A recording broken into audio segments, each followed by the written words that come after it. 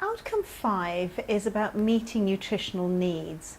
Now, bearing in mind originally these outcomes were really built around care provided in hospitals and considering hydration and nutrition for people whilst they were in hospital stay.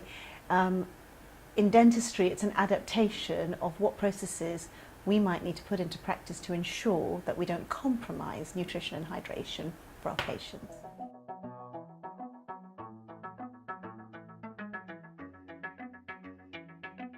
If a practice is meeting this outcome, a patient might experience information which helps them to balance nutrition with, for example, how often to use, to take acidic drinks, sugary foods and so on.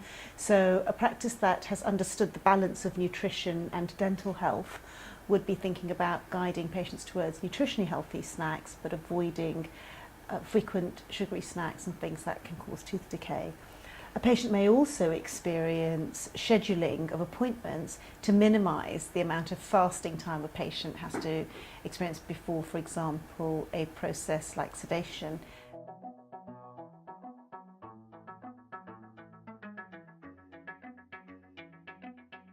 Resources that the practice could use to prepare for this outcome are dental health and nutrition, which is on the Public Health website, and also the British Dental Health Foundation have got an excellent website.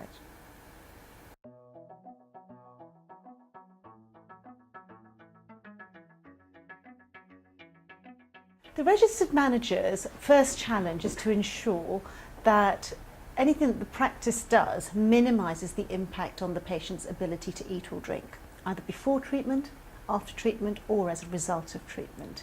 So, for example, for a sedation process, they might want to schedule an early appointment.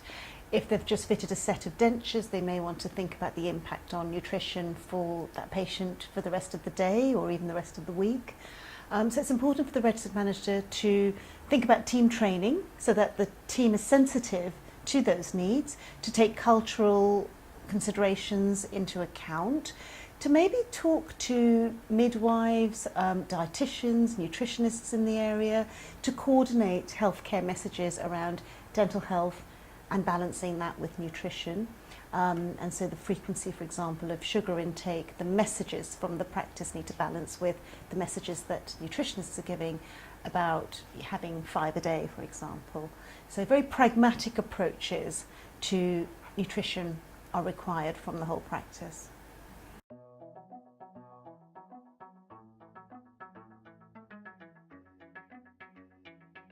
Our practice management manual for CQC will help you reorganise your existing quality assurance practice systems in 3 steps.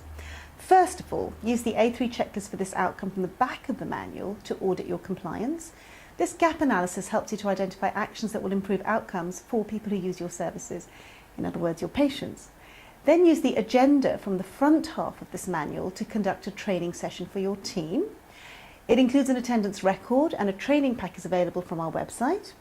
Finally, show your team the results of your gap analysis for this outcome and discuss who will work on items marked amber, which you've identified that you have but may need updating, and who will action items that are marked red, which you have identified are outstanding pieces of work. Examples might include a business continuity plan. Once you've decided which audits are required to measure, monitor and modify your systems, you're ready to record your agreed action plan at the bottom of the agenda and to set a time frame for completion. For efficiency, I'd suggest you give each team member a manual so that they have a personalised individual training record and an action plan to work from. This way they can concentrate on recording and completing the tasks delegated to them and demonstrate their involvement to a CQC assessor. As a practice manager, your copy will be the master audit plan for the whole practice as well as your master training record, helping you to ensure the practice meets the outcomes in section 4 of the CQC guidance, which is suitability of staffing.